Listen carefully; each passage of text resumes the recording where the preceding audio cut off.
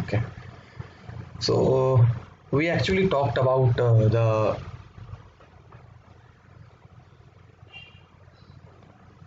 we actually talked about what's the term, homology modeling. So we already know that how to perform a modeling of a protein if you have a sequence, and we also took a look into the various databases from where we can extract the sequence, and how we can actually manipulate that sequence to form a structure of a particular protein. And while doing so, we already came across something that sequence alignment, because anywhere whenever we are performing homology modeling, what the server and software they used to do is they used to go back to the corresponding PDB website to check the sequences which have similar kind of sequences, and they used to align your template queried sequence with the template sequence to find out the homology between the two proteins. And if they shares any homology, if there are any motifs that share the homology, then they used to take that part and acknowledge that part as a similar structure because they share the sequence. But how do they perform the sequence alignment? And when I say sequence alignment, what do we mean by that? Okay, so generally we're going to talk about the biological meaning of the sequence alignment. Okay, now in general, the more similar two sequences are, the more similar should their functions be, and more phylogenetically close they should be. Because the idea is that if we belong to a same group of, or we belong to a same family, then we will share a lineage. We are going to share we're going to have some hereditary connections, and that connections lead to us both having similar kind of DNA sequences. So obviously if we have more similar sequence, then we are phylogenetically we are much more closer, right? Now the sequences for the same gene in a group of species will be more different, and the more distant phylogenetically they are. Now obviously sequences, they will get mutations over time. So more the time the more the time has passed since two species have split, the more mutations will be there in that particular sequences, and more different their sequence will be, right? And similarly, this is why we have to go back to the sequence alignment to find the similar concept of homology. Now the thing comes is that what is the concept of homology? Why do we have a homology? Homology simply means that we are sharing the similarity, right? We have the similar thing. We have the anything that if we share the sequence similarity, then we have the sequence homology. If we share the structural similarity, then we have structural homology. Okay. Now in generally, homology means there are two kind of homology. One is the orthologous sequence, and then we have the paralogous sequence. Now orthologous sequences means that the characters are homologous with the conserved function. They have similar functions. For example, the alpha globin and of both mouse and human. Though the species is different, but the protein provide the same function in mouse and human. So obviously, if you simply check the sequencing, you check the sequence of alpha globin and of both mouse and human, you are going to find some sort of homology between them, some sort of similarity between them. But obviously in this corresponding part, we should always mention that it's not always mandatory that the homologous sequence are going to have homologous or similar structure. Now obviously the more the homology, the more similar the sequence or the more similar the structure will be. But it's not a predefined rule that if two sequences share homology, they are going to have similar structure. That's not the case. Now the other thing that we have is the paralogous sequence. Paralogous sequence means that the characters, they are homologous, but the functions are divergent. You simply think of a beta globin and the alpha globin. Now both the globin part, they have the same tendency, to work, okay, but they have different structure. Now when we say the different structure or the differences are there, we obviously have to know that why these differences crop up.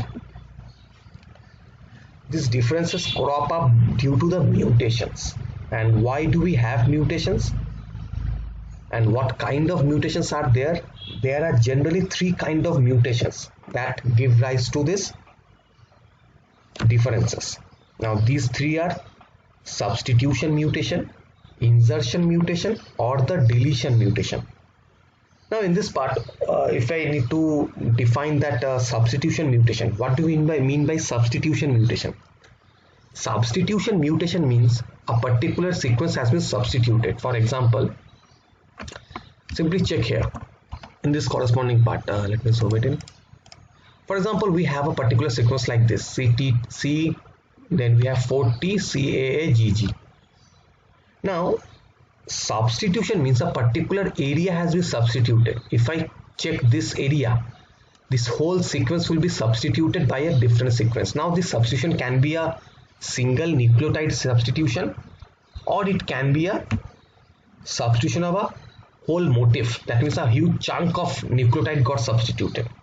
Now this substitution can always be already, now if the substitution is present in DNA, the same thing is going to be present in the protein level when the particular thing will get transcribed and then translated, right?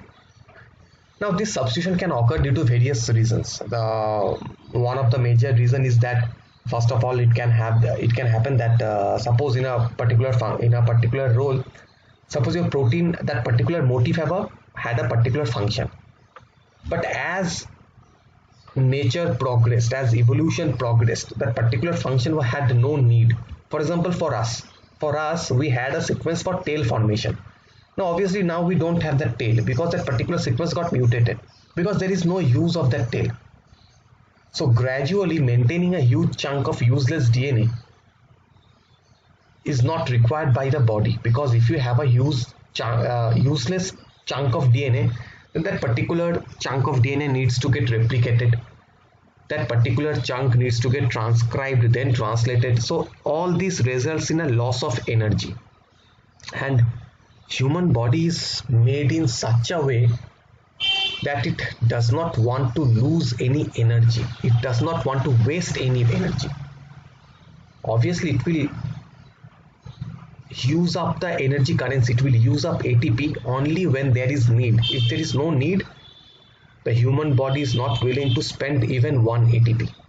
And maintaining a useless chunk of DNA throughout the whole course of a lifetime, it requires a huge chunk of energy. And that's why gradually that part gets substituted. Now that's one condition of substitution. Now there are various other rule also, or other thing also that helps in that particular substitution reaction. Okay. Then the other thing that I've taught is I've told you that is that there's a deletion. Now deletion means sometimes it happens that a particular fragment can get deleted. This particular fragment can get deleted. Suppose this T, it can get deleted. Okay, it can simply get deleted. Why it will get deleted? Because it might get deleted because of random reasons. Okay, so if that particular get deleted, then obviously the codon changes, and we know that in our protein level the codon usually has a codon means 3 nucleotide, right? So if we are forming, if I want this particular chunk of DNA to form a protein, then CTT corresponds to, suppose it might correspond to alanine, and this TTC it will again correspond to, suppose glycine, and this AAG it will correspond to arginine or something. But what happens? So the sequence is what it should have been is that glycine, alanine, tryptophan. Suppose glycine, alanine, tryptophan. Now if I simply delete one chunk of DNA, if I delete a single nucleotide, then what will happen? The whole sequence changes, the whole codon changes. Now the codon will read like CTT. Now see, in this particular case the first codon does not change, right? But the second codon gets changed, the third codon gets changed, and as a result, if you had glycine, alanine, tryptophan, now you are going to have glycine, phenylalanine and lysine. So it's a completely new protein. So obviously we know that a protein assumes a particular structure and function depending upon the chemical nature of that amino acid. Now if the amino acid gets changed, then obviously the structure and function of the particular protein might also get changed, right? So in substitution, what happened? There was no deletion. In substitution, there was no deletion. On a particular nucleotide got changed. So it was thymine. It got changed to A. The T will change to A, or the T will change to C, or the T will change to something else. G. Okay. So in this case, only a single codon gets changed, but the rest of the codon, they are there. They are not going to change. So if it was glycine, alanine, tryptophan, now it will be lysine, alanine, tryptophan. So only a single nucleotide or a single amino acid is going to change. Now if something like this happens, then the protein will maintain its structure and function, because a single amino acid change is not going to affect the whole structure and function of the protein. Understand?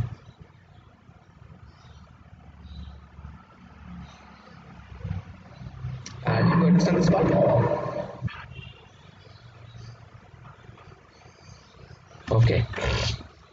So now there is another thing that I have also told you, that apart from this substitution and deletion, there is also one kind of mutation, that is insertion. Insertion means in a particular stretch of nucleotide, another nucleotide will get added. So it is CTT. Suppose adenine gets added here. So what will happen is it will be CTA. Then it will be again TTT. So like this the whole again. So a deletion and the insertion, this will cause a change, overall structural and functional change in a protein. So a substitution, a single nucleotide substitution is not going to affect the protein, but a single nucleotide addition or deletion, it might change the structure and function of the whole protein. Now if this insertion or deletion happens in a set of 3, then the structural change is not that much. For example, suppose there is an addition of, you have CTT. So if I add a single nucleotide, or if I delete a single nucleotide, the whole codon changes. But what if I add 3 codon at a time in this particular place? What if I add a 3 codon at this point? Then only a single amino acid gets inserted, while the rest of the protein is same. The rest of the protein is same. Now this is not going to mess up the protein structure or protein function. So they are generally, remember the rule of thumb is, if the insertion or deletion is due to by a set of 3 or in a multiplication of 3, then usually there is no structural changes. Usually, it's not mandatory, but usually. But a single nucleotide deletion or insertion, it might rupture the whole protein. Okay. So that's the thing. That's why we with the help of this sequence alignment, we can decipher what kind of mutations are present in a particular sequence. So if you simply check your protein with that of a protein of a dog or cat or orangutan, you are going to find out what kind of mutations generally cropped in. Even you can check your sequence with your parent. If you can sequence your DNA and you can sequence your parent's DNA, you get to see the kind of changes there are. Okay. So generally the biological sequences are similar because they are homologous and because they share a common ancestor. Now but you have to remember that this homology is not a quantitative concept. Two sequences can be homologous or not, but they cannot be 50% homologous. That means they either share a common ancestor or they don't. You can't say that you are 50% of my lineage. You can't. Either you both belong to a particular lineage or you both belong to a different lineage. That's it. It's just a binary code, 0 or 1. Okay, you can't have, it's not a quantitative concept, it's a qualitative concept. Okay. Now, so the thing is that what is the use of this sequence alignment? Why? Can you tell me one or two usefulness of the sequence alignment?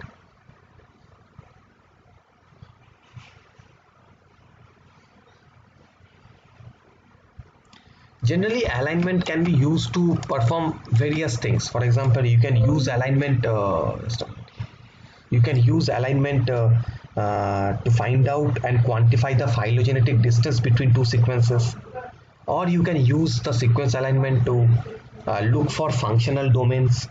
Even you can use the sequence alignment to look for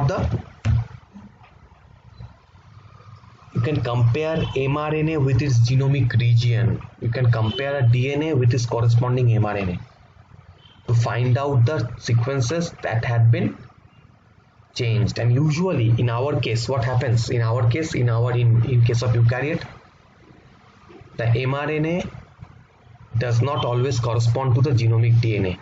Can you say why? Can you say why does an mRNA does not correspond to a genomic DNA?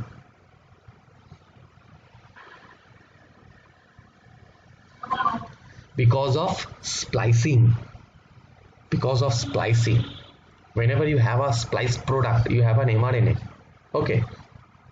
So whenever this particular splicing occurs, that means a huge chunk of thing gets deleted. Okay. So if that particular chunk gets deleted, usually then you can't compare that particular part with an mRNA, because that part is you are not getting that particular thing. Okay. So that's why it's also usually also done to compare the mRNA with the genomic DNA. And the main thing that why people specifically use the sequence alignment is to find out and to identify the polymorphisms and to find out the mutation between the sequences. Now obviously, if you say what is the rule of sequence alignment, now obviously the first step of sequence alignment is to compare the two sequences and then to align them. Now whenever I say that align them, there are two kinds of alignment. One is the pairwise alignment, another is the multiple alignment. Now what is pairwise alignment? Now again take a look at this particular picture. So this is a particular protein that belongs to, suppose, a particular species A, and this belongs to species B. So if you compare these two sequences and if you align them together, only these two together, then it is a pairwise alignment. And you can do this pairwise alignment to find out the differences between these two sequences. For example, see, these two sequences are lacking. I have T here and this particular sequence has G. So this is a substitution mutation. This is a substitution mutation because in this particular case you had a T, but in the second case this T had been mutated to G, or vice versa. Earlier it was G, but in this particular case this T had been mutated, this G had been mutated to T. So this is a substitution mutation. So you can find out the differences like this. Again you see, again there is a differences. What are the differences? Again we have a difference here. See, this whole thing is a difference.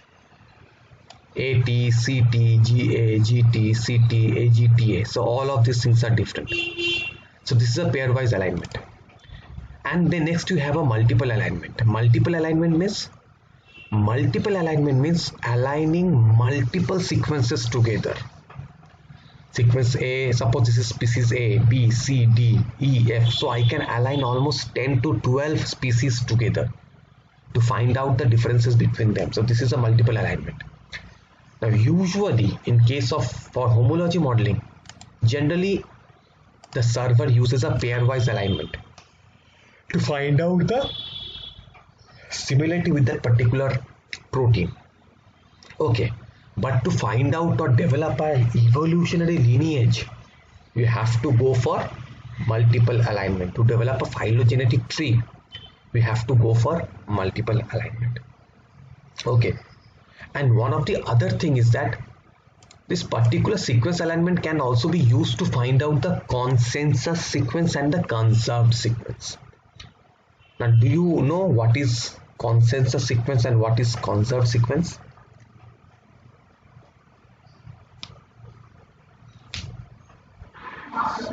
What does the name suggest? Conserved sequence. What does it mean? What do you think it means? Conserved sequence.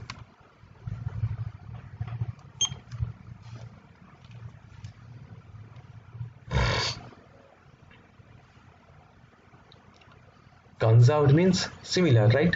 Means the whole thing is similar. So take a look into this picture. So let me first tell you give you the idea about conserved and consensus. So conserved means that everything is similar. That particular sequence is not changing. It is highly conserved. Because suppose that, but so for example, if you take an enzyme, hexokinase.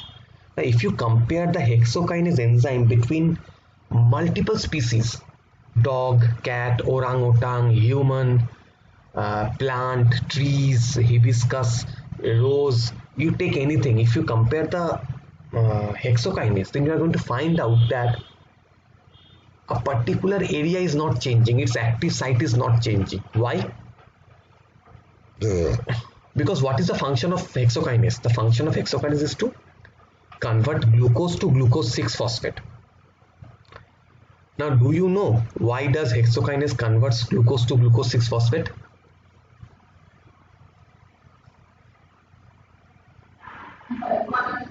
Yes, it is done in glycolysis, but why does it convert glucose to glucose 6-phosphate? What is the utility of this conversion?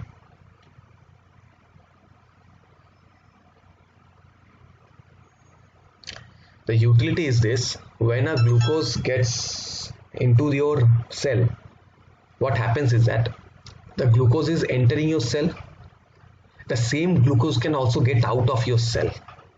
But if you add a 6-phosphate to glucose, then you restrict its movement. You trap that glucose inside the cell. The glucose can't move out. So that is the utility of this conversion. If you simply do not phosphorylate glucose, the glucose will simply move out of the cell. It's simply like a door. You can come in, you can go out. But if you attach a valve there, what will happen? The water will flow in, but the water will fail to go out. The similar things that happens in our heart. There are several valves, right? There are valves between atrium and ventricles, because the valve allows flow into it's a unidirectional flow. So to stop and to make the glucose trap inside the cell, it converts the glucose to glucose 6-phosphate. Because the glucose transporter, it can identify glucose and can let glucose come in and let glucose go out. But the glucose transporter does not fails to identify glucose 6-phosphate, and it fails to bind to it. Okay, so it can't take the glucose out. Now, hexokinase, the role of hexokinase is to bind to glucose. Now, glucose has a unique structure. The structure of glucose is universal. So, of course, the active site in every case is similar, because the active site is binding to glucose. So, the active site structure is similar in all the species. So, if you take into account the active site, the sequence of active site of hexokinase for multiple species, you are going to see the sequence is similar. The sequence is 100% similar. So that is the conserved sequence. Because if you change the conserved sequence, you are going to stop its function. Its functionality is going to get stopped. Understand? So if a particular sequence has a proper structure, and if that particular area is conserved, then that means that the function of that part is highly needed for the body.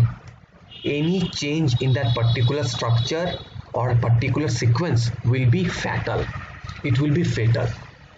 So that's why the conserved regions indicate that those regions are highly needed for our body. Any change into that conserved regions is going to be fatal for you. So therefore there is no mutation. Even if some species develop a mutation in that conserved region, that particular species is not going to survive. They are going to die off. The whole species is going to die. So that species is not going to get stable in a long evolutionary run. So that is the conserved sequence. And what is consensus? Consensus means similar sequence. For example, in promoter region, I think you have heard the name of Tata box, right? Yes, they are present in the promoter region. It is generally present in the -10 region, the Tata box. So what is a Tata box? Tata box means that particular area or sequence helps to bind to the RNA polymerase 2. So why it is a consensus? Because the sequence of Tata box is TA-TA-AT. but it is not conserved. So that means in my case, in my genome, the sequence of Tata box will be TA TA TA. In your case, it might be TT AT TA. In case of a dog, it might be TA TA AT. In case of suppose in a plant, or suppose in case of your father, it is going to be TAA TA. So that means in every case, it is going to be a mixture of TA TA AT. Generally TA TA AT, but that's not conserved. So it is going to change, it is going to alter, but not that much. It is going to be within some range. It's going to be fall under some range. For example, take a look into this sequence. All this sequence, they have different sequences. For example, see in this particular case, this T have been mutated to A, this A have been mutated to G, and if you correspondingly see, then most of the cases there is A, right? In some case you have T. In a very minute case you have only G and C. So in case of consensus, what will be the consensus sequence? The consensus sequence will be A. So you get to see differences, but usually it is A.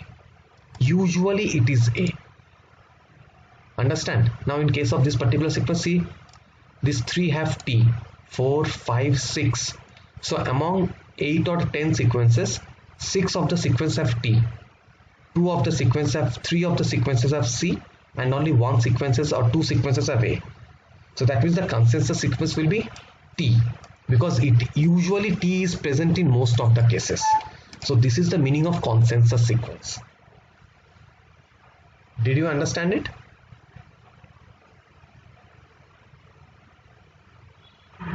So at the first sequence there is 3C and T and Okay, in this case they have 3C, they have 3T, and they have 3A. So the corresponding the role of A, T and C is similar, right? But if you compare almost more than these 10 sequences, you are going to find that most of the cases they have A. In most of the cases they are going to have A. Understand? With respect to this 10 sequence, there is 33% chance that this is going to be A. But if you enlarge this sample, if you enlarge the sample set, if you make the sample set 20 sequence or 15 sequence, you are going to see that almost majority of them are going to have A. Understand? So that's why they have given the sequence as A. In consensus sequence, you always talk about the majority of the sequences. Now, due to space constant, we are using only 10 sequences here, but majorly they are going to have, you have to check almost 20 or 25 sequences to make sure to get the idea about the consensus nature of that particular domain. But if you are given only 10 sequences, and if you say that yes, among the 10 sequences only 30% of A, then you can already write that, you can, irrespective of A, you can also write it as T, or you can write it as C. Okay. Acha, just give me a minute. Okay, 1 minute please. হ্যাঁ ভাই বল। হ্যাঁ ভাই বল। বলছি যে পেপটাইডটা আর প্রোটিনটা যে মেশাবো, এবারে পেপটাইডটা কি এফআইটিসি tag পেপটাইডটা use করব? হ্যাঁ এফআইটিসি ট্যাগড। হ্যাঁ ঠিক আছে, এটাই কনফার্ম করার জন্য। হ্যাঁ এফআইটিসি ট্যাগ। ঠিক আছে।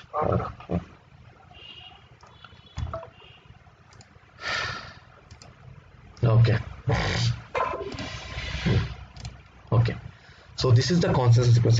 So now do you have an idea about the consensus sequence? Okay, now check this particular area here. Now this particular thing here, so see this ATG, do you see any change in this ATG sequence in this 10 species? No, right? So that means this ATG are conserved sequences. These are conserved sequences. These are highly conserved, 100% conserved. So all of them has ATG. In case of this particular area, see, there is some change, the TATCT, but in case of this ATG, you are not going to find any change. So that means if you mutate any of the sequences here, then this particular protein function might change. So this gives you an idea that this ATG might be a part of your active site, or this ATG might be a part of a particular domain which has a huge functional importance in your body. And if you mutate this part, that particular functionality of that particular protein gets lost, and as a result the protein is not stabilized, or that particular species is going to die. So usually in case of conserved sequence, you are not going to find even one change, and that gives you idea about the conserved region, the function of that particular region. Understand? Okay, so that's why in case of Tata box, if the sequence is TA-TA-AT, then you have a 100% chance of binding with RNA pol 2 with 100% affinity. If the sequence changes to TA-TA-TA, then the affinity might change a bit. The 100% affinity might come down to 95% affinity. If again the sequence changes to TA, AA, AT, then the sequence and then the affinity might change to 80% or 90%. The RNA pol 2 will obviously bind to that sequence, but the affinity is going to change a lot. The affinity is going to change. So you can maintain the functionality, but the affinity changes, and we know that it depends upon the affinity of the RNA pol 2 to make a particular protein. If the RNA pol 2 binds to your promoter region with high affinity, you get multiple copies of your protein. That particular region gets transcribed in a huge number, or if that affinity is low, then the transcription rate also comes down. Understand? So this is also we can understand from the particular sequence alignment. Understand? So this is the utility of sequence alignment, not to find out only about the mutation and the phylogenetic, the polymorphism, not to look for the function domains, but to also look for the consensus sequence and the conserved sequences. And obviously the consensus and conserved sequences, they give you idea about the functional domain, because the functional domain usually have a conserved sequence or they have a consensus sequence, okay, depending upon their function. Okay, now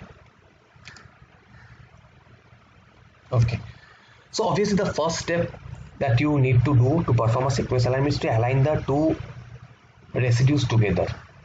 Now obviously there could be substitution or change of one residue with another, or you also might get gaps. So now we're going to talk about the gap and what is gap. So I will talk about gaps in a bit.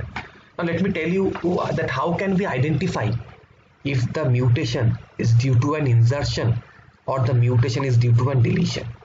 Can we identify that? Yes, we can also identify if that mutation is due to an insertion or deletion. Suppose you have two sequences. Now you don't know whether, suppose you have two sequences. Now you don't know that if that particular sequence is due to the mutation is due to the insertion into that particular sequence, into sequence A, or a deletion into sequence B. You don't know that. How to identify that? So see. So in this particular case, this is the common ancestor. This is the common ancestor sequence. Okay. So now it gives rise to two descendants. One descendant had this sequence, another descendant had this sequence. Now when we align these sequences together, you see that the T and A matches, T matches with A, and then we have CGG, you have CGG, but in this particular case, see, you don't have CGG, you have a A. So in this particular case, this A has been inserted into the descendant 1. So you can't say that this is a deletion in case of descendant 2. This is an insertion into the descendant 1. Why? Because the original sequence was TACGG. In case of descendant 2, we have the original sequence, that is TACGG. But in case of descendant 2, I have TAACGG. So that means a particular A has been inserted into descendant 1. So whenever this particular case insertion happens, you get a gap. Or a server or the software, it automatically creates a gap. So this dash, it corresponds to a gap. So again you have this CGG T, Now see again this particular tree, there is triple T. So it has triple T, but in case of descendant 2 I have TGT. So then you have a mutation here. And what kind of mutation is this? This is a substitution mutation.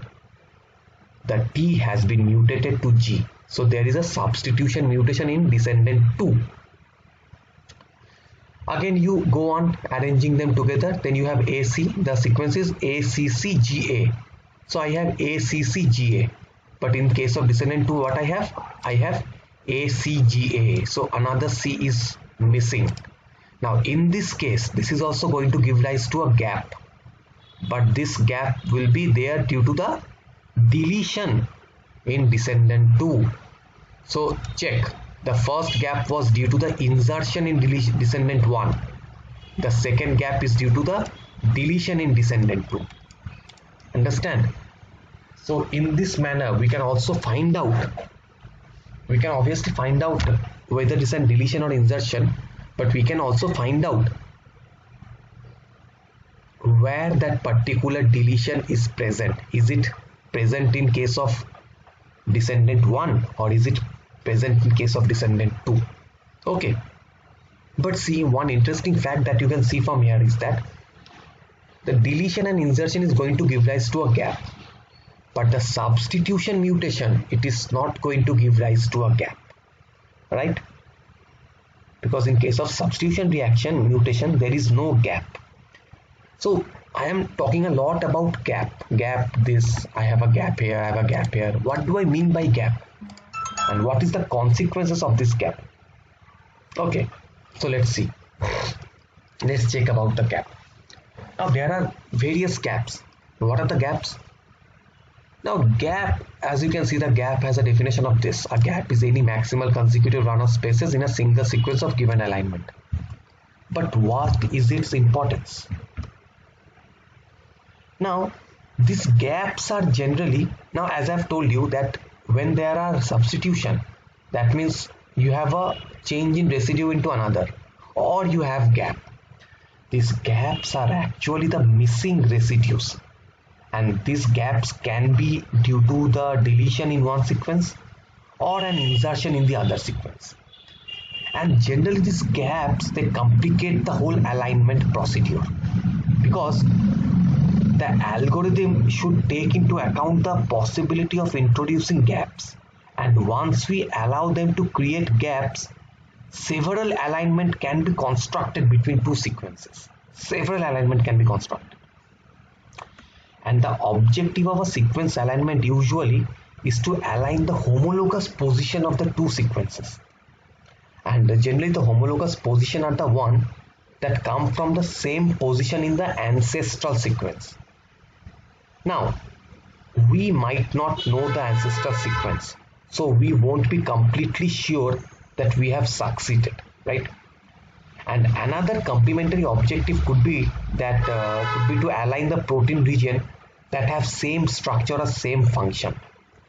Now aligning similar sequences by any algorithm, it usually creates alignment that are usually correct. But when sequences are very different, aligning them could be a challenge. And once a long time has passed since the split of the species, then the sequence can be so changed by mutation that any meaningful similarities could have been lost, and it will create a meaningful alignment, and creating a meaningful alignment from that particular data could be very difficult. Okay, so let's talk about the gap and its importance in biological applications. Okay, so as I have told you that this gap corresponding to the insertion or the deletion.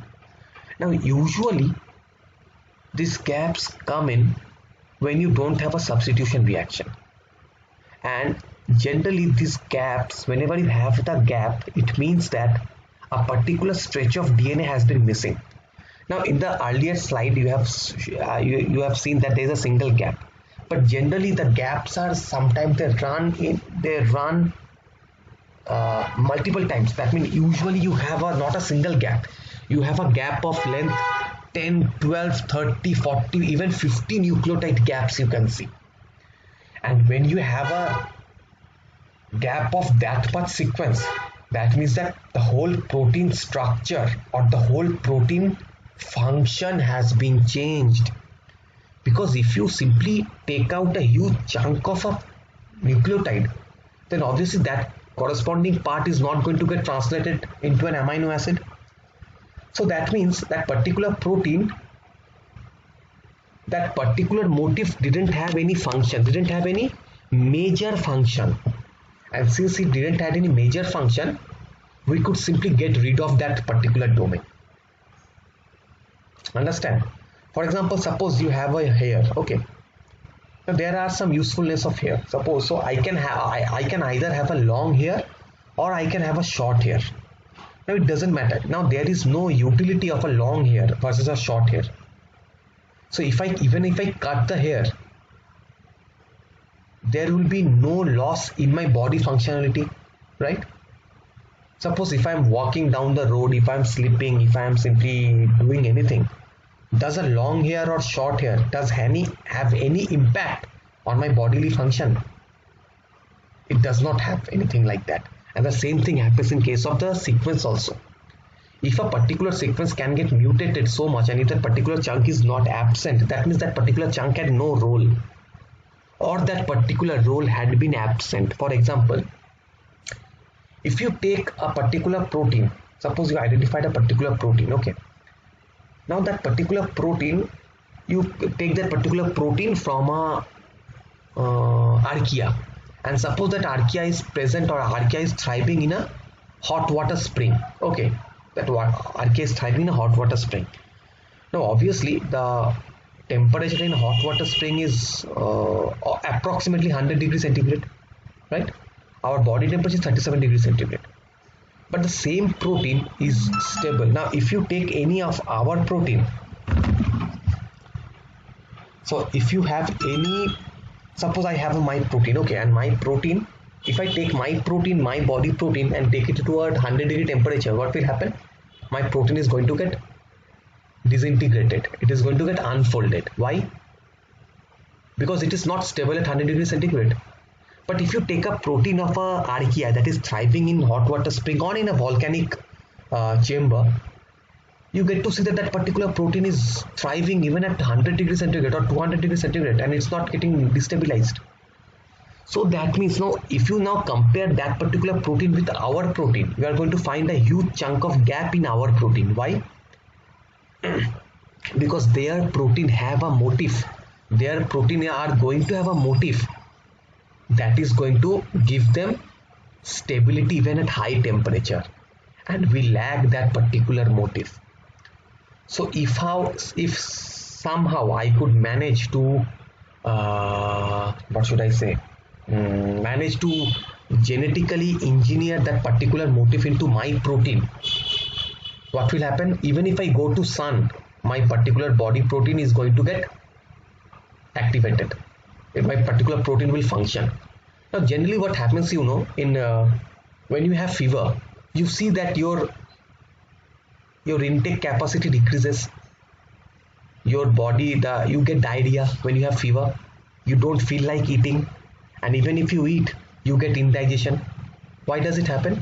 Because as there is fever, the body temperature rises, and that particular rising temperature, what happens? The protein, usually the dietary protein, the protein that are present in our stomach, that digests the protein, that digests the food that we eat, those protein gets disintegrated, they get destabilized. As a result, we don't have any enzyme that are there to digest our protein, and we get indigestion. Understand?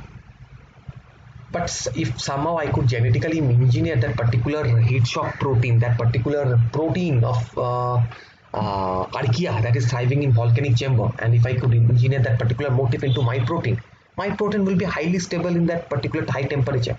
It won't get lost. Understand? So this is the utility of these gaps. So gap also tells you that you are lacking a particular thing, and if that particular similar chunk of sequence is present in another protein, I mean it should have some importance in that particular protein. It is imparting some importance to that protein which I lack. So this is usually the biological significance of gaps, and it tells you that there are some insertion deletion as well. Understand? Got the idea about the gaps? Yes, sir. Okay, fine. Now as you know that so now when we align to sequence, now you have already heard me that I already all talk about that. Yes, two sequences are 90% similar, they have 80% similarity. So how do I give them a mark? How do I say that they have 80% similarity or 95% similarity? So I had to have some formula, right? Now usually the formula, there are some formula, and what is the formula? The formulas are written here. Now what happens is that in MCQ exam, whenever you perform an MCQ exam, I think you have given the NET exam, right? Or the GATE.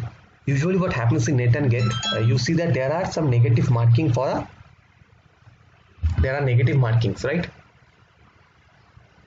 Yes, sir. Yes, and similar thing, that gap also, whenever you have a gap, that gap also gives you a negative marking, and that is known as gap penalty.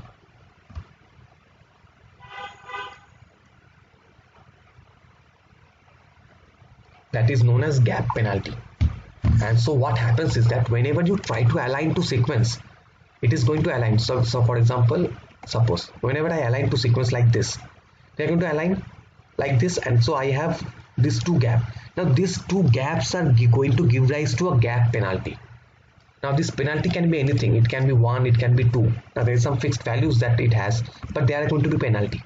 And the more the gap you have, the more penalty there will be.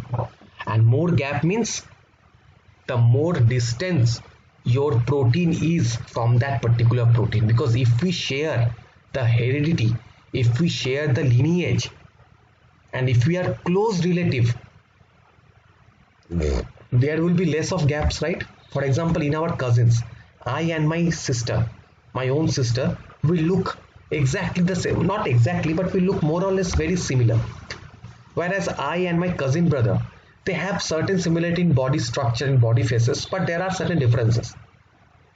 But if you take a look into my and my Didi's face, you are going to find very much similarity because we share the same lineage. Whereas in case of cousin, we share the same lineage, but obviously it's a little bit of distant relation. So therefore we have a more gaps in our sequences, and there are more differences in our faces. In case of, and if we could match the sequence, you're going to find more gaps, and that gap is going to tell you that if two sequences are, if you two are close relative or if you two are distant relative. Okay. Now generally what happens is that in our body, now this gap can be two type of gaps. There can be a gap of one nucleotide throughout the genome, or you can have a huge chunk of gap. That means 10 gaps, 10 successive gaps. So if there is a deletion of 10 amino acid, or if there is a deletion of 40 nucleotide, then it is going to be 40 gaps together, running together. And if there is a deletion of a single nucleotide, it's going to be a single gap. So which is better? Which is better?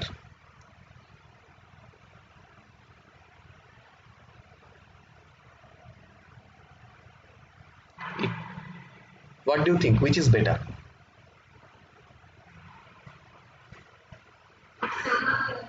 No. Yeah, single gap means multiple single gap or a gap of one chunk. Multiple single gap are not better. Why? Because a single gap of huge size, that means there has been a single mutation. There has been a single mutation, and that is a deletion of a huge chunk of DNA. That's a single mutation. Now multiple gap means there are multiple mutation. Now obviously multiple mutation means that particular sequence has been mutated over a long period of time, and it has passed through a long, it is far away from your chorus, or from the far away from the original ancestral sequence. Understand? Because usually one mutation leads to one gap. So if you have 10 different gaps, that means there are 10 different mutation. And if you have a single gap of 10, suppose you have a 10 nucleotide gap, then that is also a single mutation, and that gave rise to a single gap. Understand? So that's why it is much better to have a large gap rather than many small gap. Okay. And generally the gap, they come with a penalty. I've told you. Now that there are two components of a penalty. One is the gap opening penalty D, and then you have a gap extension penalty E. Now obviously, since they are giving a penalty, they are giving a negative marks, their value will be obviously less than 0, right? Their value will be less than 0 because they are negative marking, right? They are going to have a negative gap. So generally the sequence is that the formula is that WK equal to CL. WK equal to CL means it's a affine gap penalty. That means that the C starts with a, that means that whenever you have a gap penalty, suppose, let me go to the next slide and you can understand more. Okay, let me go here. Okay. So whenever a gap starts at a first site, so this gap is going to be your gap opening penalty. Now suppose this gap extends till this part. Now all the other gaps in this particular sequence, they are going to correspond to a gap extension penalty, because that gap is extending beyond 1. So a gap opening penalty will be D, and then the gap extension penalty will be E. So it will be gap D plus E plus E plus E plus E plus E plus E plus E plus E plus, and it will go on till the point when there is a gap. Understand? So that's the gap extension penalty and gap opening penalty. Okay. Now so what is the affine gap penalty? Affine gap penalty has a formula of C plus L into 1 minus E. In this particular case, the C is the gap opening penalty and the E is the gap extension penalty. Now forget about all of this. Let's perform one thing. Okay. Now see, suppose I have given you two sequences.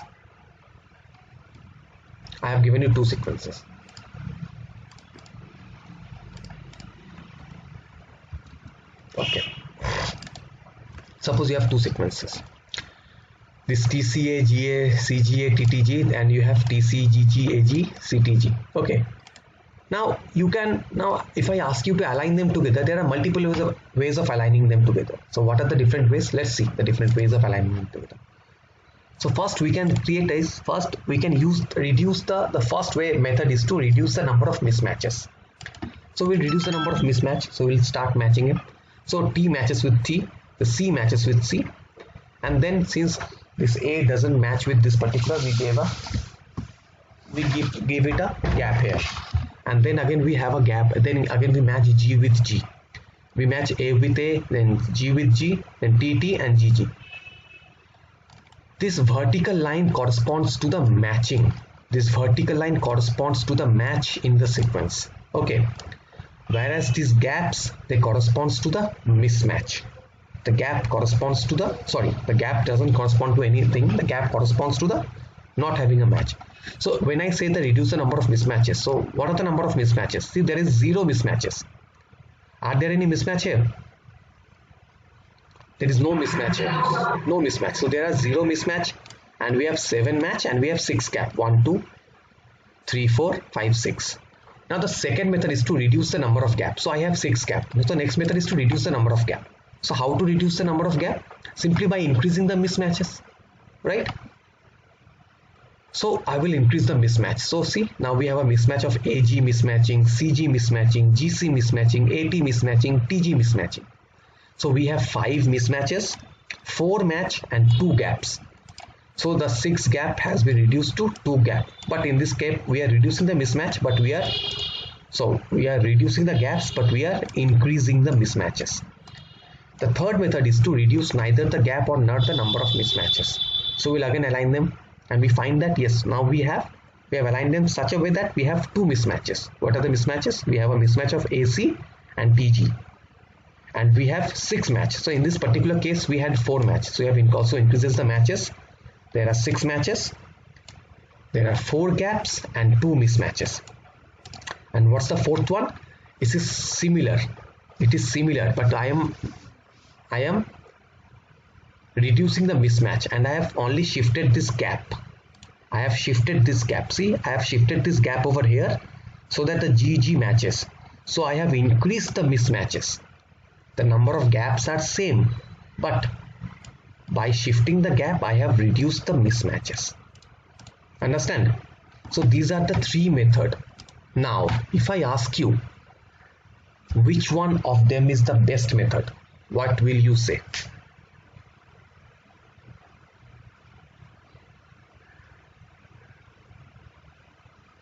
What do you think is the best method? Just give any answer.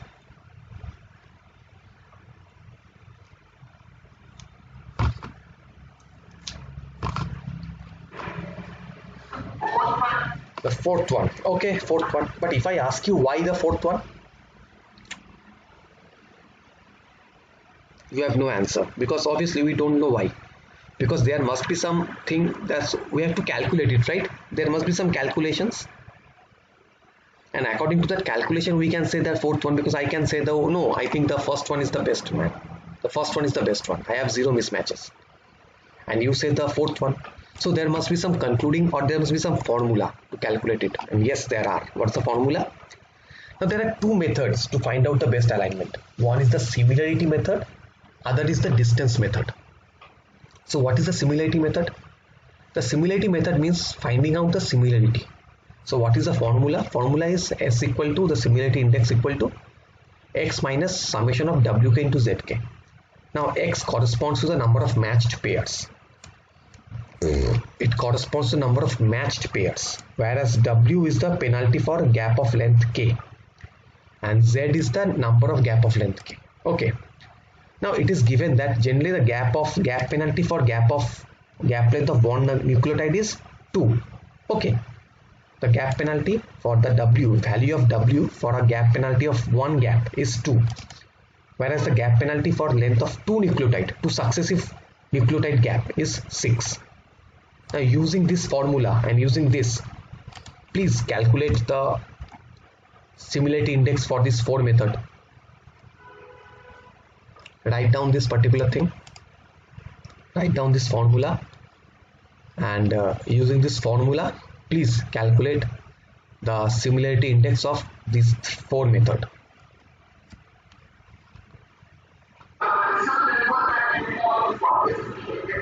What? What is C and N? Where is C? Oh, C and C is the gap. This is the gap opening penalty, and this is the length. What is the length of the? So if it is a one nucleotide length, so the value of C for 1 is 2. The gap opening penalty is 2. And what is the length? Length is 1 nucleotide, so 2 into 1 is 2, right? Got it? The gap length is 1 nucleotide, so L is 1. The C is the gap opening penalty, and the gap opening penalty is 2. So 2 into L is equal to 2. Whereas in case of this one, C, this is 2, C is 2. Now in case of L, the L is, what is L? L is the length of 2 nucleotide. So 2 minus 1 is 1, and then you have the extension penalty. Now the gap extension penalty is generally 4. So you have 2 plus 4, this gives rise to a value of 6. Understand? Okay. So you simply go with 6 and 2, because generally we don't have, we have a value of 2 here. Only 2 nucleotide gap is there. So using this method, try to find out the similarity index of this 4, and let's see which has the best alignment, which is the best alignment. Among them, the one with highest S value will be the best aligned. Okay. So have we written down the formula?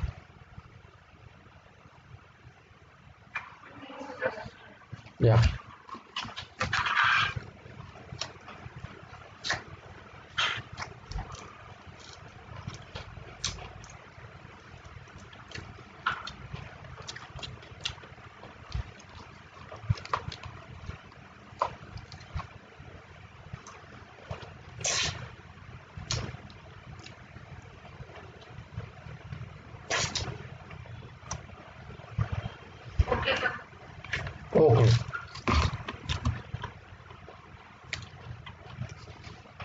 Try to find out now.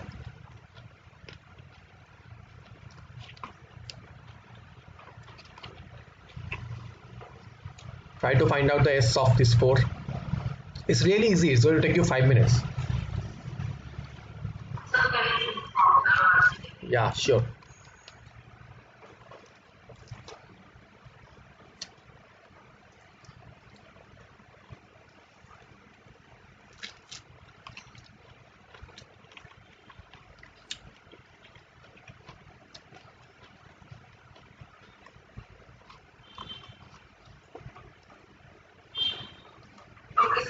Okay.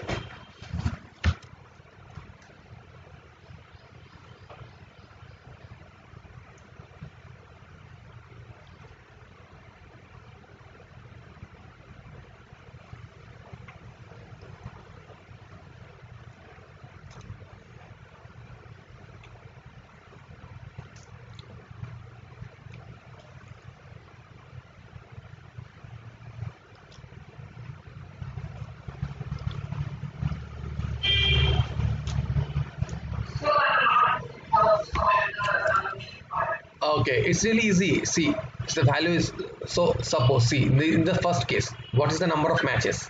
There are 7 matches. So x is equal to 7. Then you get a minus, right? Then you w into z. I know the w value is 2. Okay. So how many one nucleotide gap do I have? I have 6 gaps. 1, 2, 3, 4, 5, 6. So the value would be 2 into 6 plus 6 into 0, because do I have any gap of 2 nucleotide gap? Do I have any gap of 2 nucleotide here? No. So it will be 6 into 0. So what that means? 7 minus 12, it's minus 5. Pretty easy. So like this, if you simply go on solving this, you get to see that everyone has them a value, and the fourth one has a value of -1, the lowest value or the highest maximum value. That means the fourth sequence is the one with maximum similarity. Understand? So that means the fourth alignment is the best one because it has the maximum similarity. Now I'm going to go again for the distance method. Now similarly for distance method, as I've told you, there is another method, distance method. The distance method is that,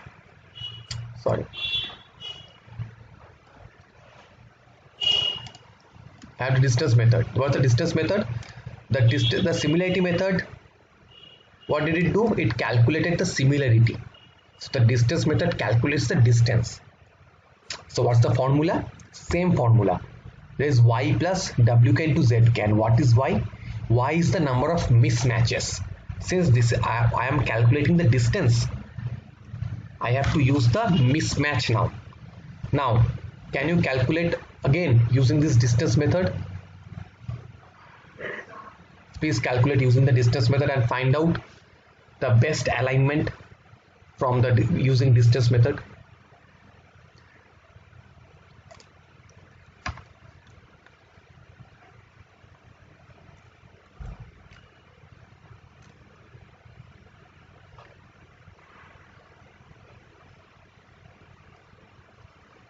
So can you show the alignment? Oh, acha, yeah. Yeah, see this.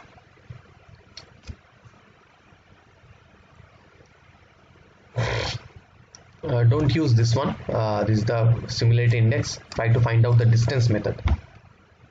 So just replace this with the number of mismatches and you have the sign as plus. That's all.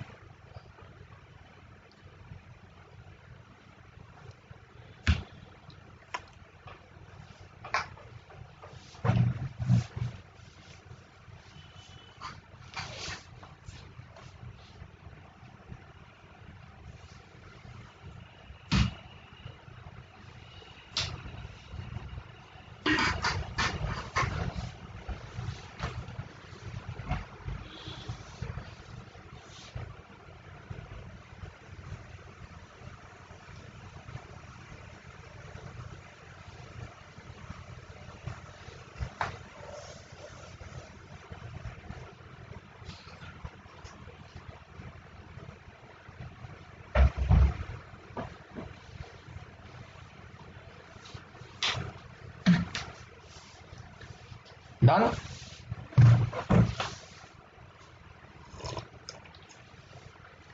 Simply replace these values with the mismatches.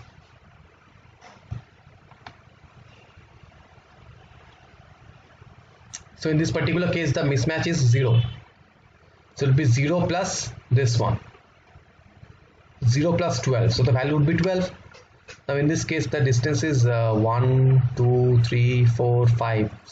5 mismatches. So 5 plus 6. It will be 11.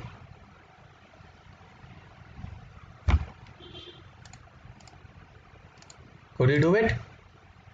See. This is the method.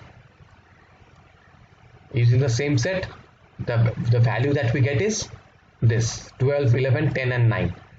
So again see, since this is the distance method, I have to find out the lowest distance because that lowest distance means highest similarity, right? So both of them says that yes, the fourth alignment is the best alignment. So according to distance method or by similarity method, we both get the similar result. So you can either use either the similarity method or you get the distance method. But remember, for similarity method you have to have the maximum value and for the distance method you have to have the minimum value. That's all. Now the server or the software that we use, they also do the same thing. And the next class we are going to actually check into a different server and software where you can align. Now this is, you can actually do this manually because the sequence size is small. What if I give you 700 long nucleotide base or give you 500 long nucleotide base? Will it be possible for you to calculate then? No. So for that we have to use some softwares. So in the next class we are going to use those softwares and servers to calculate the whole sequence of a particular protein or a huge set of nucleotide. Okay, but the basic idea is this. This is the formula that the server uses. But since manual it is not possible for us to calculate that 700 nucleotide long sequence, and so we have to depend upon the computer to do the calculation. So in the next class we are going to start from there. We're going to calculate and see, we're going to perform the sequence alignment and we are going to develop an evolutionary tree, okay, to see that how to develop that particular thing, and we're going to discuss about the evolutionary tree as well. Okay, okay, fine. Thank you. I got really tired by teaching you. No, no. Yeah, sure, sure. Okay, chalo, bye, huh? Yes, sir. Yeah, sure.